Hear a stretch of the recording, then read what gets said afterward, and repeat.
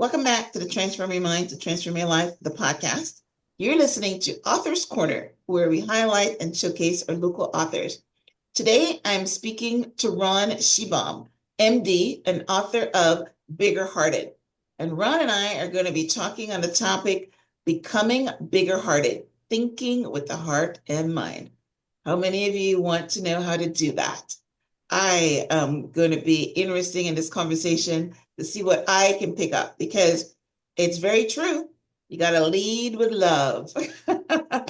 Welcome, Ron. Well, thank you so much. So nice to be here. You're very welcome. All right. So let me give you guys a brief introduction.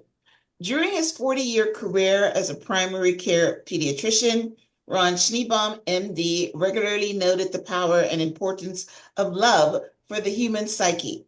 He also saw that when love is not felt, self-worth crumbles and enjoyment of life decreases.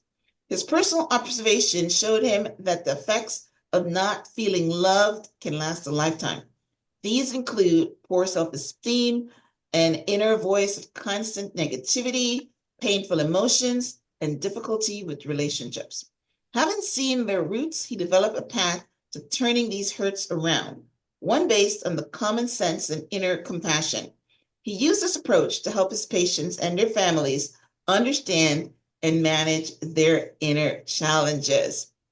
All right, Ron, so we're going to start off strong. The first question I have for you here is, how does thinking about love apply to everyday life? And how does this make us become bigger hearted? Well, one of the things that occurred to me early in my career is that we really think in two different ways. I've not read this anywhere else. We think with our intellect, and that's normal, matter of fact, logical kind of thinking, but we also think with our hearts. Now, when we think with our hearts, what we do is we imagine another's experience from their perspective. And in order to really do that, we have to be open to love and compassion. Otherwise, we don't get to know it. So we imagine somebody else's experience from their perspective, and then we ask ourselves inwardly, what can we do to support them, to help them, to move them forward? And we use that all the time. So when you think of, who knows, waking your kids up in the morning, you have their experience in mind. When you talk to a person you love, you have their experience in mind. And when you carry that to other places in your day, then it really makes life worth living. Because a secret that happens when we touch this place of love, we inwardly grow. Yeah, I love so many parts of that. So, And um, so let me just one, throw in one other thing, because you asked about practical things. One of mhm, the things, I used to be a school teacher. I taught fifth grade. And there was a group in my class who were friendly, affable, they got along well, they were good students. And I easily kind of lent myself to them because I thought I would have been like that as a kid. And then there was a kid in my class I realized who was a little bit brainy, a little socially awkward, a little shy. And something said to me, my job is to make him comfortable in the class. My job is to be his teacher. And that wasn't an intellectual thought because he was succeeding. He was a smart kid. It really was a heartfelt, compassionate thing of saying, how do I make him a part of this thing so he feels comfortable? Because that'll affect his whole life. that's good. I like that. I like that because you notice that he was awkward and uncomfortable. And yes, his experience with his teachers and his peers, you're right, affects him the whole life. But one of the things when you were talking, I remembered something when you talked about, um, uh, you know, dealing with people from the heart. Two words came into my in my psyche. One is compassion. The other one is empathy. So one of the things that I've learned on my journey as a coach and as somebody that's in the personal development space is that a compassionate heart it doesn't come automatically, right? A compassionate heart needs to be cultivated. You need to be able, for instance, Mother Teresa had a compassionate heart. Jesus had a compassionate heart. But apparently it's not something that is automatic. You've got to work with it and you've got to cultivate it. That's the word. Empathy, on the other hand, a lot of people are not empathetic because they don't have the ability to put themselves in someone else's shoes. And that's basically what you're talking about. So you're right. Compassion and empathy are not things that are granted to everyone. So, how do you think that people cultivate compassion and empathy? So it's a great question. So let's start with suppose there's an activity that you like to do. Suppose you like to play tennis or you play golf or you quilt. When you do those, you enjoy doing them and you practice. Like part of the deal is separate from the actual game, you practice so you're better at it. That's the image for how we do this other stuff. Mhm. Now, it turns out that in order to become more compassionate, first, it's something we naturally have as human beings. One of the ways I think about that is if somebody was sitting next to me on a bench and they suddenly dropped something or fell, I wouldn't say, wait a second, I have to put on my cloak of compassion and then I can help you. No, it's part of us. Now, if in the physical world we want to get better at something, then we develop a plan and go for it. And if it's reaching the keys on a shelf or going for our higher education, we don't do that with our inner stuff because love and compassion aren't ours to hold. Instead, we work on ourselves inwardly. It's more like letting light into a room by pulling back the shades and cleaning the windows, Mhm. so that it's letting love into ourselves. And that we do both by acting kindly and also by opening ourselves to it and forgiving ourselves. One of the ways we can do it simply is think of any time you felt love and compassion. It could be at a time when you were petting your cat and making your cat purr. And then what you can do over time, this is great to do if you're sitting around or before you fall asleep, you wake up during the night. Picture that making the cat purr and the compassion you feel. Then over time, drop the circumstances that brought the feeling and focus on that feeling. And that can over time can start to get you there. And then when you act kindly and think to yourself during the day, how do I act kindly here? Because when we act kindly, then love is in there because compassion is love made practical. Mm, I love it. Yes. That it's I'm back on the love and compassion or the compassion and empathy because when I'm in the space of learning from the gurus and meditation and things like that, that's when I understood that a compassionate heart is something that you've got to cultivate. That is not normal. I'm a very empathetic, compassionate person. And I thought that everybody was until I learned that everybody is not in that space. Because you see what's going on in the world today. We're in the culture right now where nobody cares about the other person. I mean, I have been, fired from companies when one time I had just bought a house and they didn't care. They were just thinking of the bottom line. And I'm thinking, how do you not have compassion, but you only think about yourself? You only think your experiences. And that is the world that we live in today. So you bringing this content to people's awareness is a really good thing.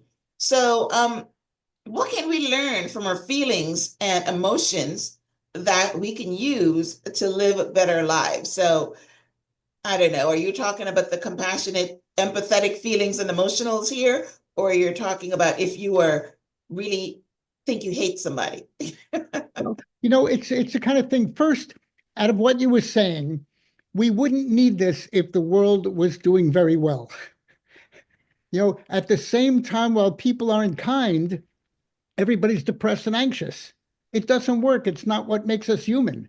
If we think of the times that the great times in life, it's really when we connect with another person, when we're there with another person, when we like another person. That's really what makes life valuable. It's So true. let's do what works. That goes back to the sports analogy.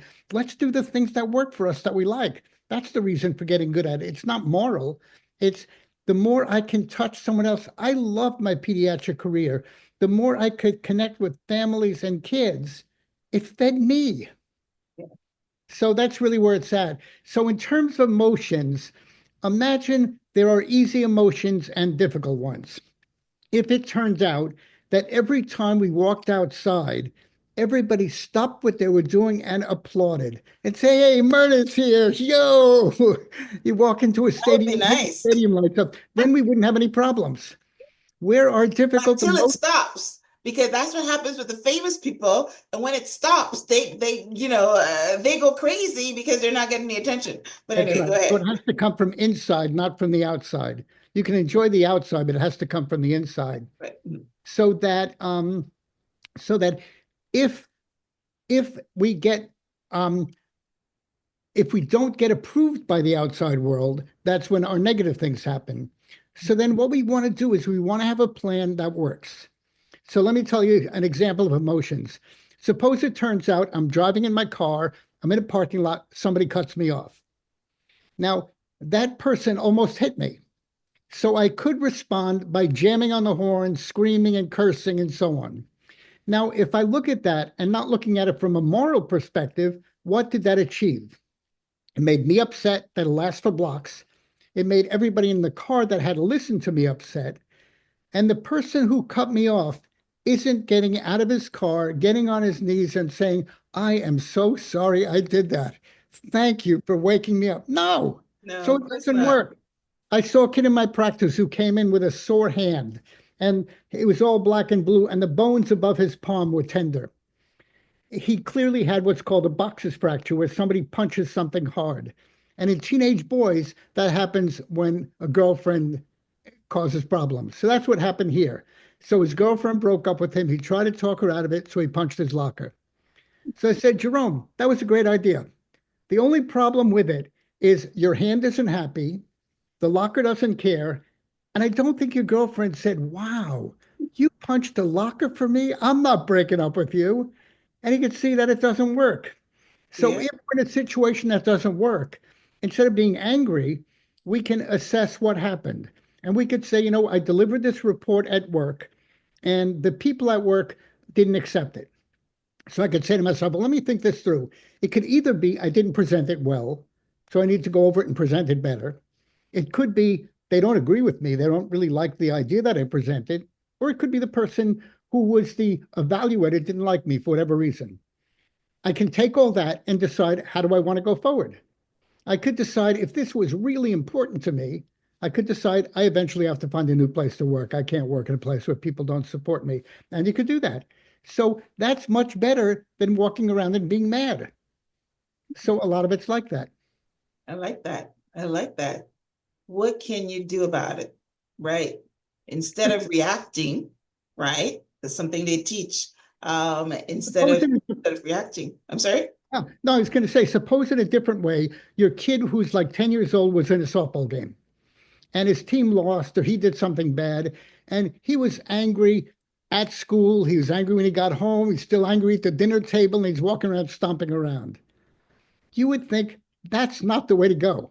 No. The reason it's not is suppose he was an adult and something didn't go his way and he ended up being cranky and angry the whole time. Nobody want to be his friend. Pouting, right? Yeah. You would So, call it and pouting, look, that right? doesn't work. So Right. it really doesn't work. So we can get over it, not over it. We can work through it and think about what the problem is and how we want to respond because it doesn't work.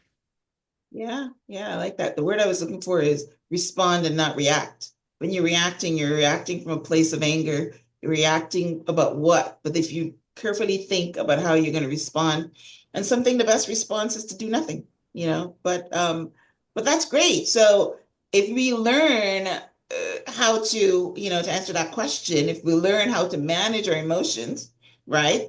It's also called emotional intelligence. Then we can learn to live better and we can learn not to be little spoiled kids just pouting because things didn't go our way. I like that. You're giving good examples. Yeah. I love And that. we'll be effective also. We'll be able to solve the problem in an effective In a way. better way. Exactly. But not all the emotions bogging you down because when you're in those negative emotions, you can't make any proper decisions, right? Because the negative emotions is what's ruling you. I like that. Okay. All right. So what we talked about so far is how do we show love and empathy and develop a compassionate heart and all that. So how does these things increase how happy we are and how happy we feel? I think I know the answer, but let me hear your psychological answer. The place when we connect with love, when we connect with compassion in a real way, we feel better. I mean, that's what relationships are about. That's what That's what makes life interesting when we feel part of it, when we feel together. So, yeah, it just makes life better. Yeah. And in your bio, you said you said some really good things. I mean, I didn't have one of the questions here, but I'm gonna add it now. Is that if you go around thinking, like, for instance, if you're married or in a relationship with somebody and you don't think that you're loved, it does affect your self-esteem, does affect your confidence, does affect your happiness. And it's your perception too. You're not really sure, but you're not feeling the love. It says, I don't feel loved. I don't feel special. From one of my favorite movies. But yeah, so what is your answer to that? Where um you're not feeling loved, you don't think this person loves you, and you are reacting to not being loved, and how do you handle that? So, there are two things. One is before going into a relationship, don't fool yourself. Um, I would ask parents, I would think about how do I talk about relationship with teenagers? So I asked parents, I don't remember how I started, but I asked parents who are divorced if they're surprised, if they look back to when they first got married, are they surprised that they're getting divorced? Just about all of them said no, they're not surprised. Really, I was going to have a different opinion because you always go and think it's going to last forever. Are you saying that that's not true? A lot of people know it's not going to last, and they do it anyway. And they'll make excuses for why, for why they're going to get married anyway. The ones that it's surprisingly the few that said no, I'm not surprised. That's where there was an unexpected affair or something that really didn't happen. But otherwise, we kind of blind ourselves and hope that it'll disappear. Okay, so the answer to the question is what? How do you go around knowing that you're not loved? How do you deal with that emotionally? So another one is to say I would also give teenagers what I call my peach analogy of life. Summertime peaches are great. I really enjoy summertime peaches. And I'm pretty good at getting a sense of what's going to be a good peach. It feels right, it's good, and so on. Now, suppose I bit into one of those and it really was mealy and wasn't good tasting, I would throw it out. If we get into a relationship that doesn't work, we end up taking it personally.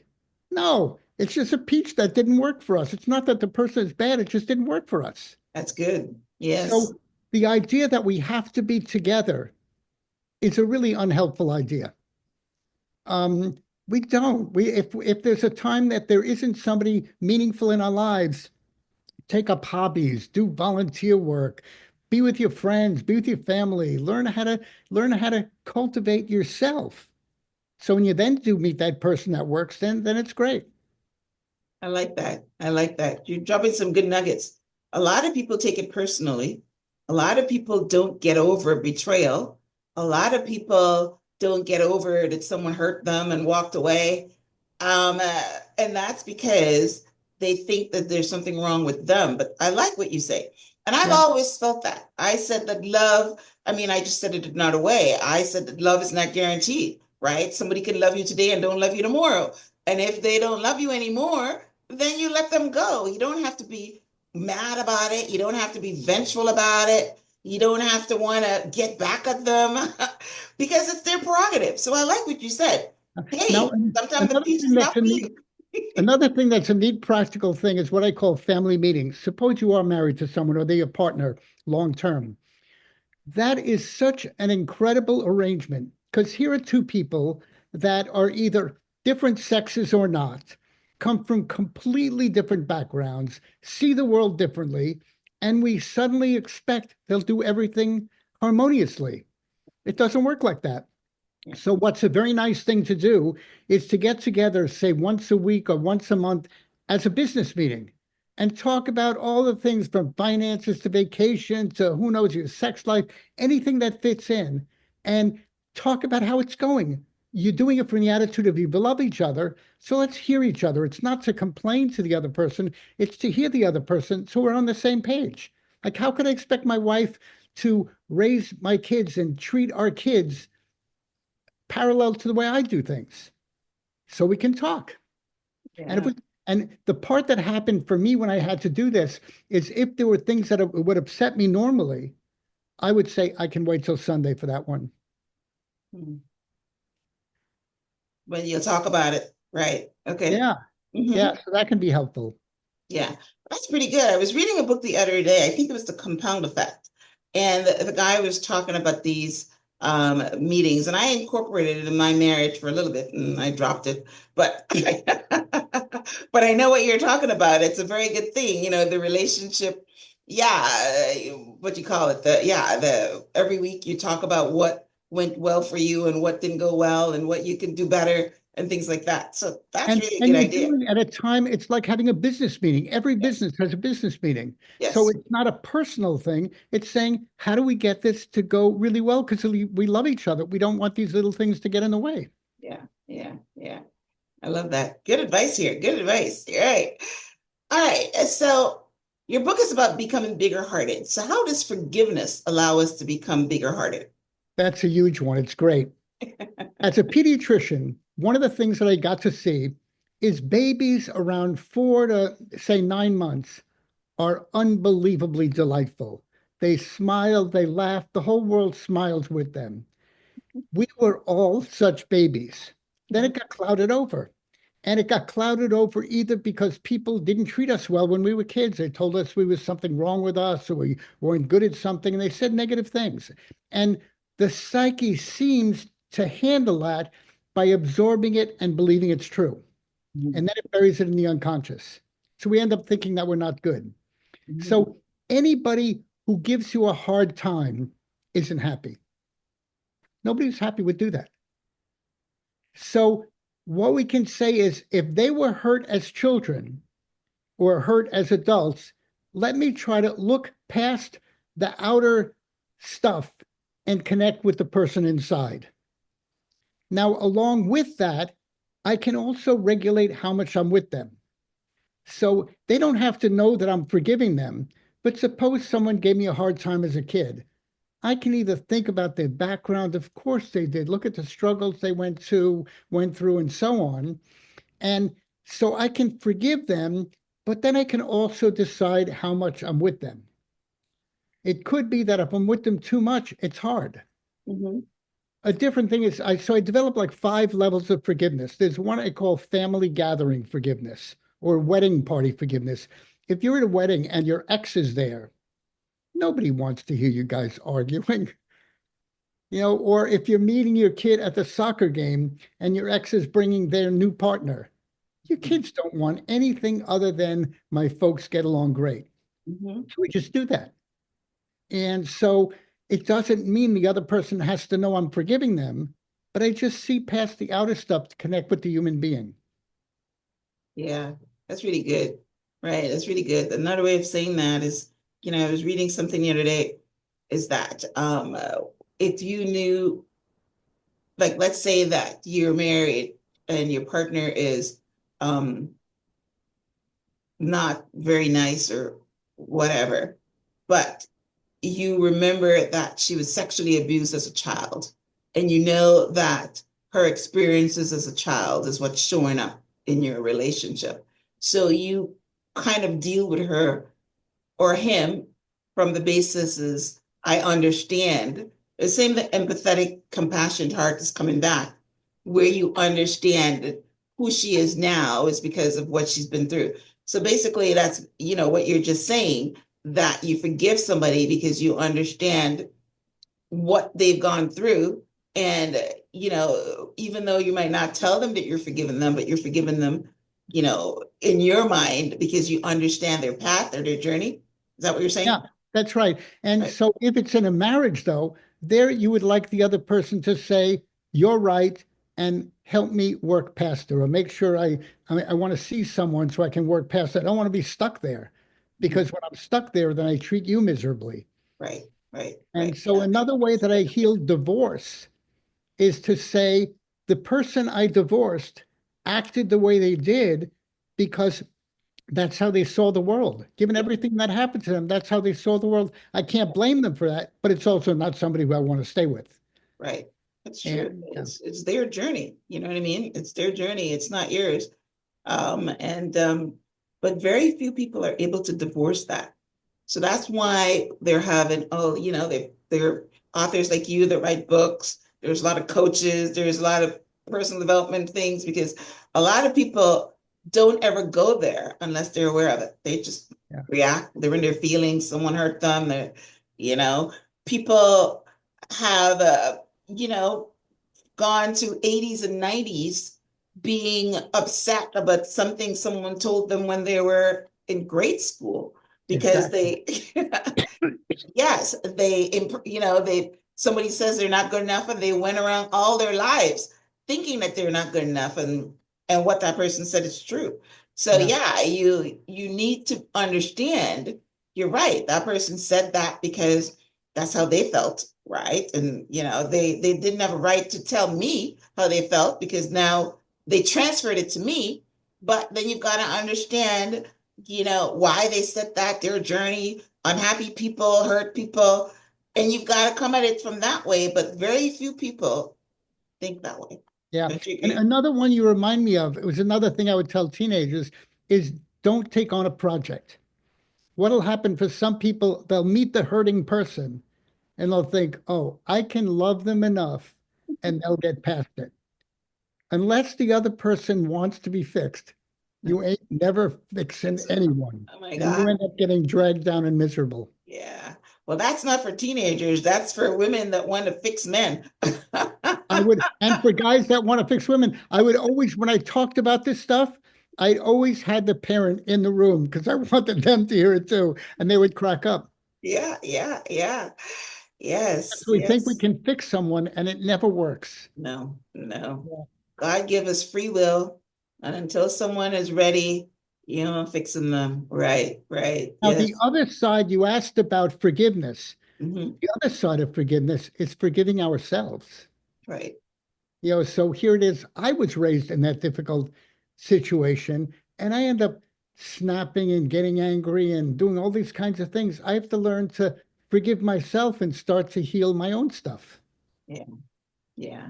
I think that's the hardest one too, to forgive yourself. Right. Yeah, it's the hardest one because we're Once you always, realize you have to, yeah, if when you were a kid, somebody said, "We wish we never had you," and they were this alcoholic, drunken person, that's really not a way to judge yourself.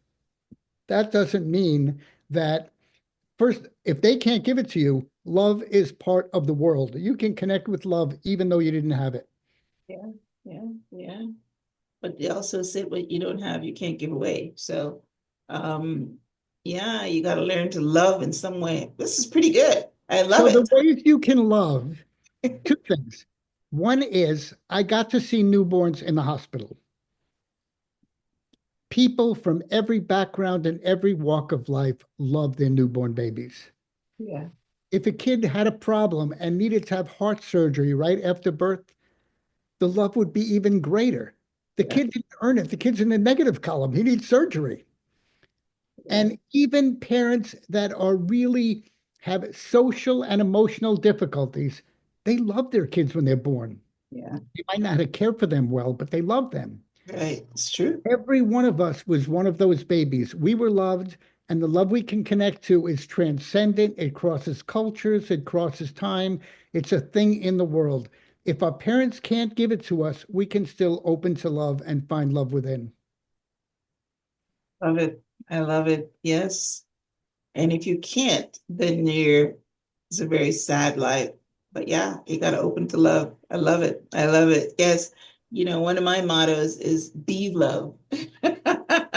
Yes, make it become you, become it. You know what I mean? So that's awesome. All right. So let's talk about your book. Your book is called Bigger Hearted, a retired pediatrician's prescription for living a happier life.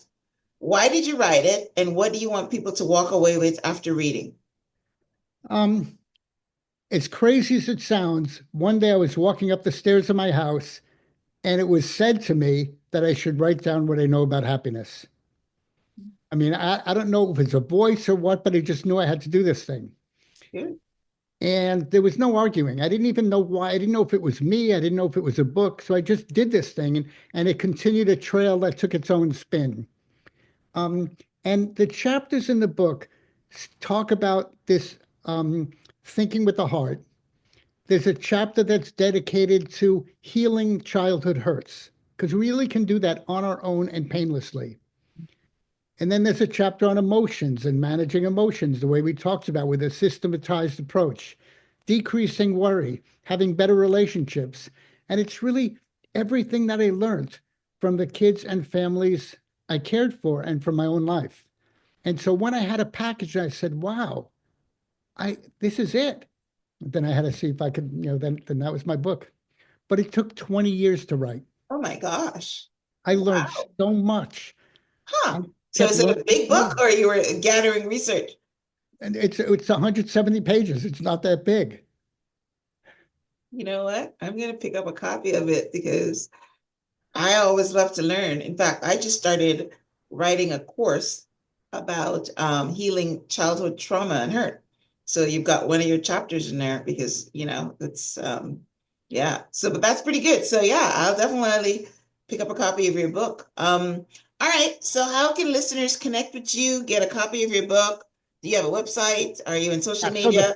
so the book is available anywhere, and Hmm. it's available on Amazon and all book places. I'm currently working on the audiobook version, Okay. so that'll take another couple of months. And my website is called biggerhearted.com. And I also have social media stuff that's bigger hearted. Some of it hasn't been developed yet, so some I'm working on. But if you come to the website, you can download the introduction for free and see if it's for you. There's also kind of a blog that I do there that's called Heart Thoughts. That's about everyday practical experiences that use our hearts. In one, I give this example of this, these are things that happened to me. I walked outside and I left the trunk of my car open and it rained during the night. And my trunk is vertical when it's open. Oh, wow. The trunk is full of rain. And I didn't get mad at myself, not in the slightest. Because I You thought, forgive yourself. yeah, Good. because if I get mad at myself, that's to remind myself not to do it. I didn't need to remind myself. I knew that I shouldn't do that. So instead, I blotted out what water was there and reminded myself to leave it open when it was warm later so it wouldn't get mildewy. Wow. That's consciousness. That's living Yeah. consciously. I love it. We all should do that. And then I took it a step further and I said, how would I be if my partner or spouse had left the trunk open? Why would I be any Probably different? matter because you think that you're careless, and yes, you probably matter at them than yourself. At least Yeah, so I have to get rid of that. And suppose it's my teenager. But instead, you kind everybody of knows expect it not from the to. teenager. Exactly. So that's the kind of stuff I have in this Heart Thoughts on the webpage. And also, people can do workshops and consultations. Okay, I love it. Good work. Good work, Ron. Awesome. All right. Well, Yeah. I'll definitely support you in the process. I learned something about, being bigger hearted, and learning how to deal with people because we all learn every day. I mean, I'm always learning, so that's Yeah. great. So I will, and I'm a Anytime, reader. Wanda. I have I to learn more read about you. You like have a to book a tell me week, about you. right? I read like a book a week, so I'm a reader. I like them an audiobook, but this was good bedtime reading, so I'll pick up a copy now. All right, so I love their conversation, Ron. That is, and I hope you guys love too, because this information is how you transform your mind to transform your life. It doesn't get better than this. You become a compassionate, empathetic, learning how to love, learning, have emotional intelligence, how you respond and react and love people for their faults. Love them anyway, because you're not sure of what their journey is, or even if you know what their journey is, then you know that they've had a difficult time and you accept them. That's how I live my life, right? Understanding where people are coming from, understanding, we touched on it briefly, childhood wounds, it shows up in adults, right? It shows up in adults. I was listening to a sermon yesterday. The guy says, in order for you to understand what's going on, you got to go to the root of the problem. You got to take an axe to the root. And yes, everything that people are, this umbrella, there's a root to it. If they're kind and sweet, it's because they had love. And if they're not, that means that somebody hurt them, and they're responding and reacting to it. So in order for you to have a bigger heart, you've got to learn to be compassionate and understanding and empathetic, and live with love, be love. There's no better word. You should have written my book. One last thing I want to mention. If you send me an email, it's ron@biggerhearted.com, and write book club in the subject line. If you study this in your book club, I'd be happy to join you, and either in person or by Zoom. Okay. All right. Book club. Awesome. All right. Will do. All right, guys. Well, awesome. I enjoyed this interview. I hope that you did too. We learned quite a bit of things on here. So go ahead and pick up a copy of Ron's book. It's called Bigger Hearted, a retired pediatrician's prescription for living a happier life. I will link out to his book on Amazon on the show page at myhelps.us. And I will also link out to his social media handles. So, and his website. So thank you guys for tuning in. Thank you, Ron, for being on the show. Until next time, namaste. So nice being here. Thank you and namaste.